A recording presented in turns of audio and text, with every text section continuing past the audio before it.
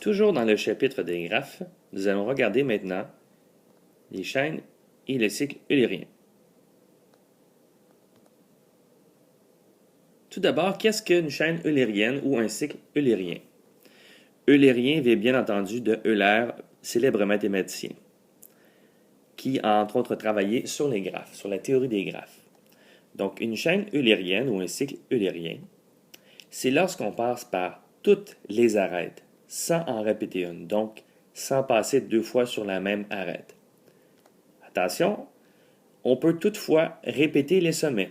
Donc, on ne répète pas les arêtes, mais on peut répéter les sommets. Pour obtenir un cycle eulérien, deux options sont possibles. La première, c'est lorsque tous les sommets d'un graphe sont de degrés pairs. Prenons un exemple. Nous avons le graphe formé des sommets 1, 2, 3, 4, 5, 6, tel qu'illustré ici. Première chose, on vérifie les degrés de chacun des sommets.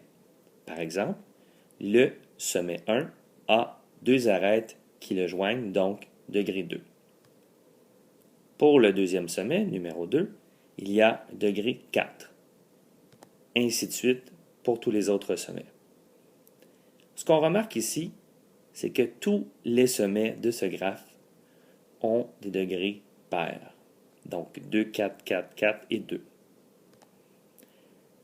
Avec cette condition, on sait qu'on a un cycle eulérien possible dans ce graphe. On va l'essayer ensemble.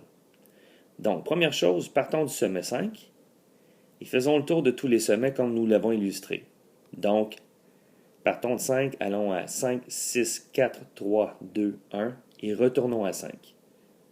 J'ai utilisé deux fois le sommet 5, mais c'est accepté, tant que ce n'est pas une arête qui est répétée.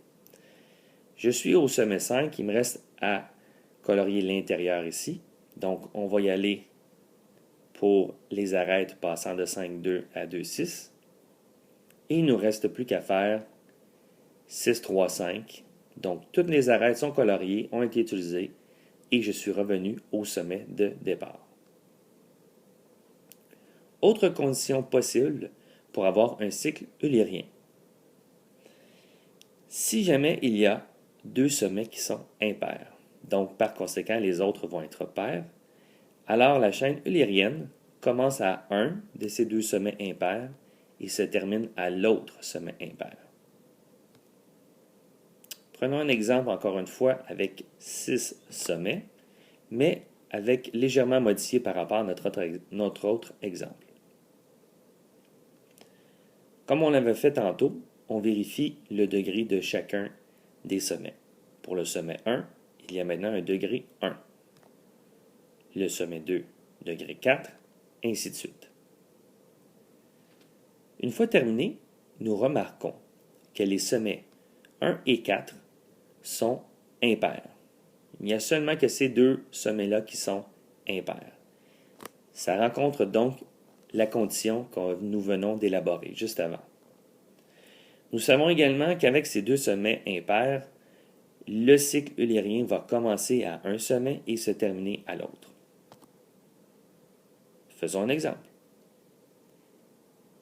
Si par exemple je pars du sommet 1, je m'en rends au sommet 2. Vous voyez le chemin qui vient d'être illustré.